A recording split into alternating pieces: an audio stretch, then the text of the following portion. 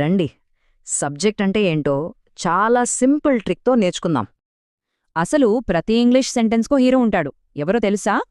ఆ హీరోనే ఆ సెంటెన్స్లో పని చేసే వ్యక్తి లేదా వస్తువు అన్నమాట. గ్రామర్లో ఈ హీరోనే మనం సబ్జెక్ట్ అని పిలుస్తాం. ఇప్పుడు దీన్ని విడమరిచి చూద్దాం.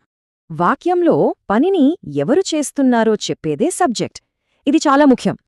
ఒక్కటే ప్రశ్న, ఆ పని ఎవరు చేస్తున్నారు లేదా ఏది చేస్తోంది? ఉదాహరణకు, షీ రీడ్స్ అ బుక్. ఇందులో సబ్జెక్ట్ ఏంటి? ఇక్కడ చదివేదెవరు? ఒక్క క్షణం ఆలోచించండి. కరెక్ట్, షీ అనేదే సబ్జెక్ట్. చాలా సులభం కదా. ఇంకొకటి చూద్దాం.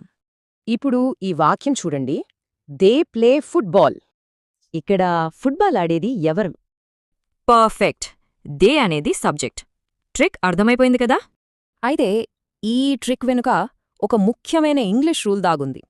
అదే SVO, సబ్జెక్ట్, వర్బ్, ఆబ్జెక్ట్. ఇంగ్లీష్లో చాలా వాక్యాలు ఇదే పద్ధతిలో ఉంటాయి. చూసారుగా, మొదట సబ్జెక్ట్, తర్వాత వర్బ్, ఆ తర్వాత ఆబ్జెక్ట్. అందుకే సబ్జెక్ట్ ఆబ్జెక్ట్ ప్లేస్ మారితే మొత్తం మీనింగే మారిపోతుంది. తప్పుగా ఈజ్ ప్లేయింగ్ హీ అనకూడదు. హీ ఈజ్ ప్లేయింగ్ అనాలి. ఆర్డర్ చాలా ముఖ్యం. అయితే ఈ సింపుల్ రూల్ నేర్చుకోవడం అంత ముఖ్యమెందుకు? ఎందుకంటే కాంపిటేటివ్ పరీక్షలలో సబ్జెక్ట్ను గుర్తించడం చాలా కీలకం. ఐఎల్ట్స్ లాంటి టెస్టులో చాలా ప్రశ్నలు ఈ బేసిక్ స్కిల్ మీదే ఆధారపడి ఉంటాయి. అంటే సెంటెన్స్ ఆర్డర్ అనేది ఒక కోడ్ లాంటిది. దాన్నే క్రాక్ చేయాలి. ఈ సింపుల్ SVO ప్యాటర్న్ ఇంకా పెద్ద పెద్ద వాక్యాలు తయారు చేయడానికి మొదటి మెట్టు. సబ్జెక్ట్ గురించి తెలిసింది కదా.